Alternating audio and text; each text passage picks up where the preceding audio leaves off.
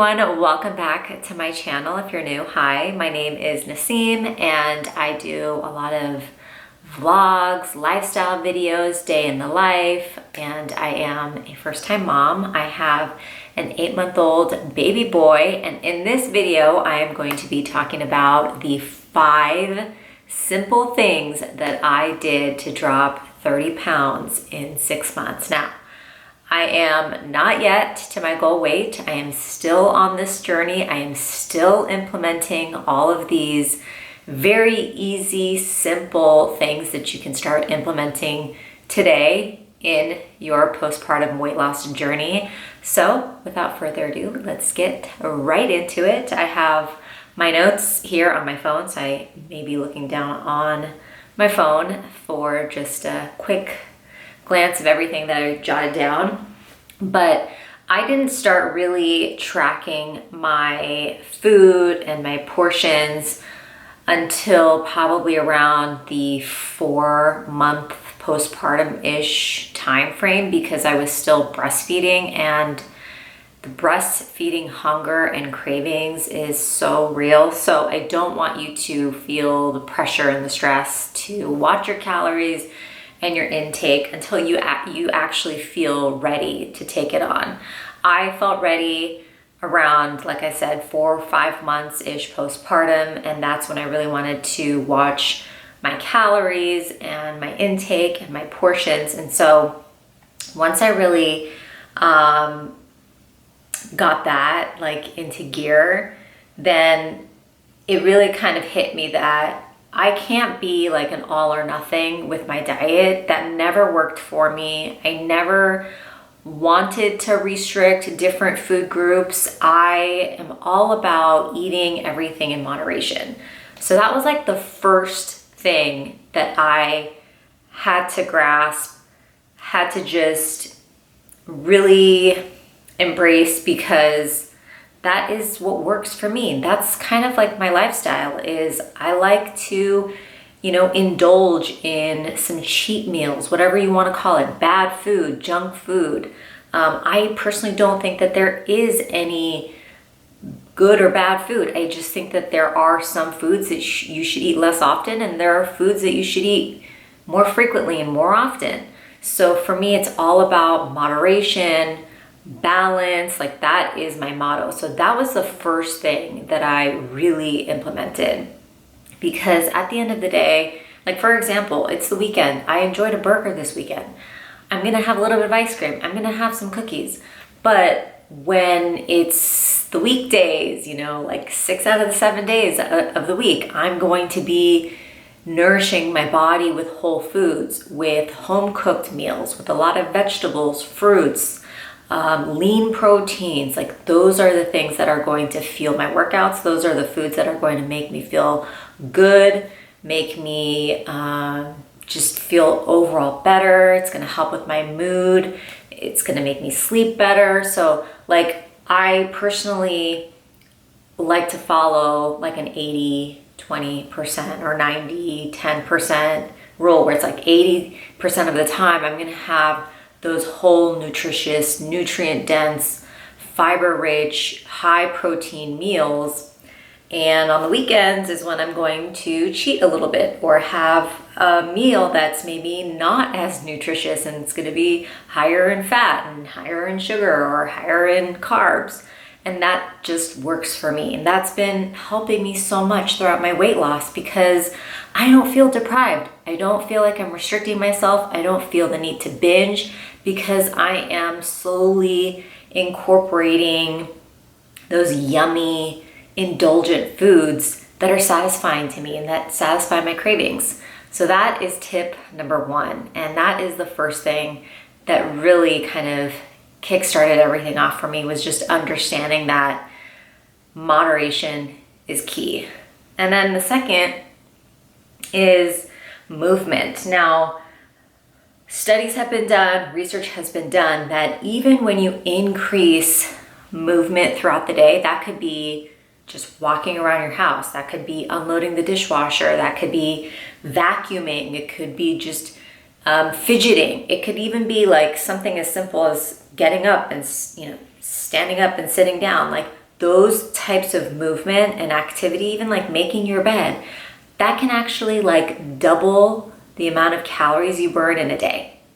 Yeah, so it's crazy because like I used to think, okay, I'm done with my exercise, I'm good for the day, I don't need to work out anymore, or I don't need to go on any more walks, like I could just sit down and I can work on my computer. But no, you actually don't want to do that. You don't want to just be one and done and like get your workout in and then sit down for the rest of the day and be sedentary. You actually want to keep moving throughout the day, because you're going to be increasing your metabolism, you're going to be increasing your calories burned throughout the day. And it's so easy. It's so easy to just get up like every hour for a couple minutes, get your steps in, move around, because you're essentially increasing the amount of calories that you're burning throughout the day. So it's gonna, ultimately help you.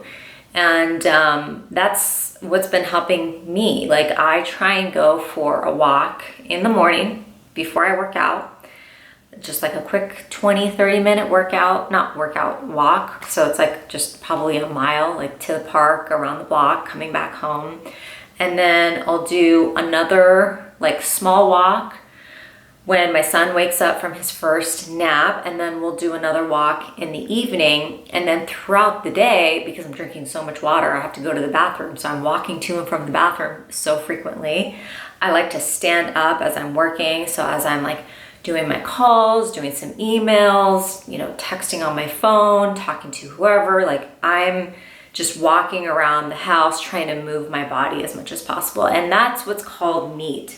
And NEAT stands for, I'm looking on my phone, it's called non-exercise activity thermogenesis, and it usually plays a bigger role in calorie burning than working out. So, sometimes it's hard to carve out 30 to 60 minutes a day of working out. So if you can't work out, just move your body more during the day. And at the end of the day, it's all about calories in versus calories out. So if you're moving more, then like if you're moving more throughout the day and burning more calories than you're consuming, then you've won for that day. You're good. So that was like another really easy thing that I started implementing like right out of the gate, was just trying to move my body more. And it is hard with a little one, and it is hard with just everything going on with the household, chores, feeding baby and all of that. But if you can just try and like move your body with the baby, do some baby carrying, put the baby in a stroller, go outside, even the baby is going to enjoy it. The baby is going to love getting outside and getting some fresh air. So I highly recommend implementing movement throughout the day. Just try to inject some mobility and movement throughout the day. Tip number 3 is kind of in line with number 2, and it's getting active, but also staying active.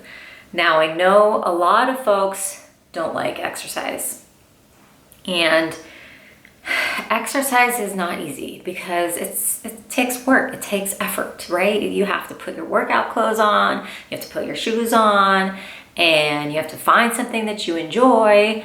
Because if you don't find something that you enjoy, you're going to hate working out. So for me, what I found that I really enjoy is running. I really, really like to run, even if it's for 20 minutes. Getting myself outside, breaking a sweat, just instantly puts me in a positive mood and just shifts my entire day. So working out, like I started to enjoy working out more because I enjoy running. So finding an activity that you like to do is so essential, because you're going to stay more consistent doing something that you like to do rather than something that you hate. So if you hate going to a class, don't go to a workout class. If you hate going to the gym, don't go to the gym. Find something else that you like to do. If you like jump roping, if you like to go dancing, if you like to dance in your room, if you like to work out in your garage and do home workouts, do that. Like just do anything that you enjoy, and it only has to be for 20 or 30 minutes a day. Like I don't have time like I used to work out for an hour, hour and a half. What I do now is I'll do a quick run, and then I'll do a 20-minute or 30-minute strength routine. and I'll literally follow a YouTube video just because there's tons and tons of free YouTube videos online where you can just follow what they're doing, and they have cardio routines, strength routines, HIIT workouts, Tabata workouts, like you name it, whatever you want, it's on YouTube. So I just literally Google what kind of workout I want for that day. It's on YouTube, stream it, and I follow that workout, and boom, I'm done. So that's how I'm able to stay active and staying consistent with it, is finding something that you enjoy doing, even if that means walking, because walking is a form of exercise, especially if you are walking at a brisk pace where your heart rate is elevated. That's a workout too. So get out there, do something that you like to do, stick with it, and that is going to help you lose weight in the long run. And then number 4, this one is a big one, okay? Meal prep. Now, again, it is so easy to get on your phone, Uber Eats, DoorDash, picking up food on your way home from work, eating out. Like, yes, it is convenient, it is easy, but there is so much junk, okay? Preservatives, sodium, fats, different oils that they're cooking their foods in that you don't know, you can't control because you're not the one that's making the food. If you're making your food at home and you know exactly what you're putting into those meals, it's so much easier to shed the weight because you know exactly what kinds of ingredients you're using, you know how many, grams of fat and how much oil and how much salt you're putting into your food. And ultimately, at the end of the day, when you make your own food, like from scratch at home, you're going to start enjoying it so much more because your taste buds are going to get more acclimated to the lower amounts of salt and the less amount of fat. Obviously, the restaurants, they're making a crap ton of money because they are injecting their food with all of these chemicals, fats, and salts to get you to crave it more. And that's why you are craving it and you're wanting to go back to eating that junk food or fast food or outside food. But once you start making food at home, you actually will enjoy the food that you make at home more. You just have to give it some time, your taste buds will adjust. And meal prepping for me now only takes maybe like 30 minutes to an hour. I spend like Sundays doing my meal prep. I'll make a couple meals for the week.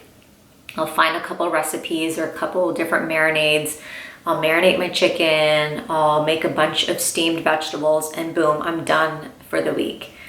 And then when it comes to the weekend, that's when we enjoy a meal or two out. So meal prepping has been key for me in my weight loss. I noticed like a big shift when I started cutting out a lot of the eating out, and I've always really enjoyed cooking my own food and knowing what I'm putting into my body. So I would definitely encourage you to, spend some time. It doesn't have to be fancy, okay? It doesn't have to be elaborate. Just pick 1 or 2 meals, batch cook for the week. If you want to make a larger portion of meat sauce or a larger portion of grilled chicken breast, and then a bunch of vegetables, steamed vegetables, roast vegetables, you're good. You're good for the week. So that's really all you need to do. And then the last kind of tip, and this one is, again, a very important one, and I think it's probably the most important one that just ties everything together, and it's consistency. If there is anything that I can emphasize that has really impacted my weight loss journey, because let me tell you, there were days where I did not want to work out. I wanted to give up. But consistency and the act of being consistent has helped me time and time again. This has been true for pretty much like every aspect of my life. And being consistent with working out, with nutrition, and it doesn't have to be it doesn't have to be like this whole strive for perfection, because none of us are perfect. We're not perfect. We're never going to be perfect with our diet and with our nutrition, with our exercise. But if you can be consistent with doing something every single day that's towards your goal, whether that be moving your body every single day for 30 minutes, carving out time for meal prep, making sure that you're drinking enough water, right? If it's, you know, those little tiny habits that you're doing every single day consistently over the long haul, over the, you know, long period of time, you're going to see results. And I can't tell you how many times this has held true for me, because like I said, there have been days where I have looked in the mirror, I have felt discouraged, I have jumped on the scale and saw a number that I wasn't happy with. I wanted to give up. There were a lot of those days where I felt just so discouraged and so down on myself. But I am so glad that I pushed through and that I have continued to be consistent with my daily habits, with my routine, with just my whole mindset, just everything shifting with my beliefs. I'm just so glad that I have stayed consistent, because now looking back, I look at photos on my phone, I'm just like, oh my gosh, like I have come so far, and I'm just so happy with the progress that I've made. So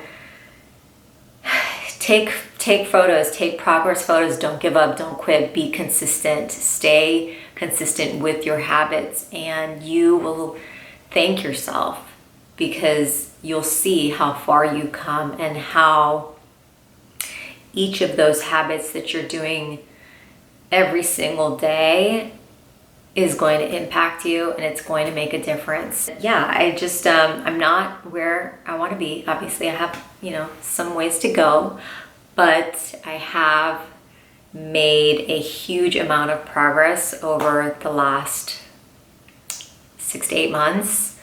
And it was a struggle. It was hard, but I'm glad that I held strong, stuck in there, and I'm fighting every single day. It's hard. Postpartum weight loss is not easy. I feel like a lot more people need to be talking about it online.